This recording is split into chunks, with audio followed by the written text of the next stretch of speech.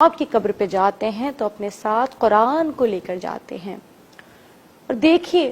خود جناب فاطمہ الزہرا کیا ارشاد فرماتی ہیں، کہتی ہیں مجھے دنیا میں 3 چیزیں محبوب ترین ہیں، 3 چیزیں مجھے بہت پسند ہیں. ایک تو اپنے بابا حضرت محمد صلی اللہ علیہ وآلہ وسلم کی زیارت کرنا، دوسرا خدا کی راہ میں انفاق کرنا، خدا کی راہ میں بہت زیادہ خرچ کرنا. آپ جانتی ہیں صدیقہ ہیں، سخی گھرانے سے تعلق رکھتی ہیں، سخاوت کریمیت کے درجے پر، کریمہ اہل بیت ہیں، کریمہ ہیں، حسن کریم حسین جیسے بیٹے کی ماں ہیں، والدہ ہیں جناب سیدہ. تو آپ خدا کی راہ میں انفاق کرنا پسند کرتی تھی، فقیروں مسکینوں غریبوں کو دینا پسند کرتی تھی. اور تیسری چیز جو جناب فاطمہ کے نزدیک سب سے زیادہ محبوب تھی وہ ہے قرآن پاک کی تلاوت کرنا. قرآن پاک کہ جس کی تلاوت جناب سیدہ ہر وقت کیا کرتی تھی. اور آپ یہ دیکھیں کہ کتنا اہم ہے کہ ایک طرف تو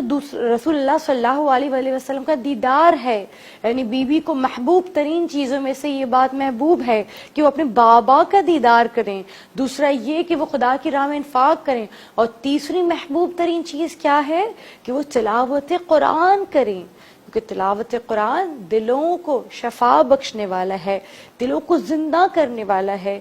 تلاوت قرآن کوئی معمولی بات نہیں ہے عزیزان من، تلاوت قرآن کوئی چھوٹی بات نہیں ہے عزیزان من، ہمارے نفس کو پاک کرنے والی ہے. تلاوت قرآن اس قدر ضروری ہے کہ ہم دیکھتے ہیں کہ جب سر سید الشہداء نوک نیزہ پر بلند ہے اور تلاوت قرآن پاک کر رہا ہے، آیت پڑھ رہا ہے، کہہ رہا ہے کہ میں اس حال میں بھی قرآن پاک کا قاری ہوں، تلاوت کرنے والا ہوں. ان اصحاب الکہف والرقیم کانوا من آیاتنا عجبا، کہ فقط میرا تن سر سے جدا کرنے والا اگر یہ سوچتا ہے کہ اس نے شریعت محمدی کو ختم کر لیا تو وہ یہ نہ سوچے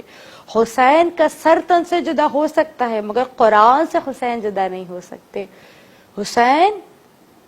جسم سے جدا کیے جا سکتے ہیں مگر حسین کا تلاوت قرآن پاک ادا کرنا قرآن کی آیتوں کو پڑھنا اس بات کا واضح ثبوت ہے کہ ایک تو تلاوت قرآن کتنی اہم ہے، دوسری بات کہ حسین جسم سے جدا ہو سکتے ہیں مگر تلاوت قرآن پاک سے کبھی جدا نہیں ہو سکتے.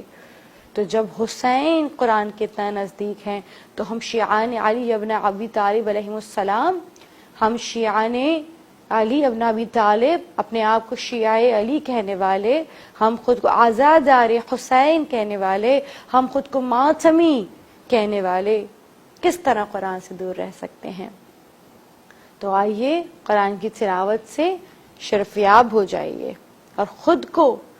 اس عظیم عبادت میں شریک کیجیے. جیسا کہ آپ جانتے ہیں میں نے لاسٹ ایپیسوڈ میں آپ سے وعدہ کیا تھا کہ میں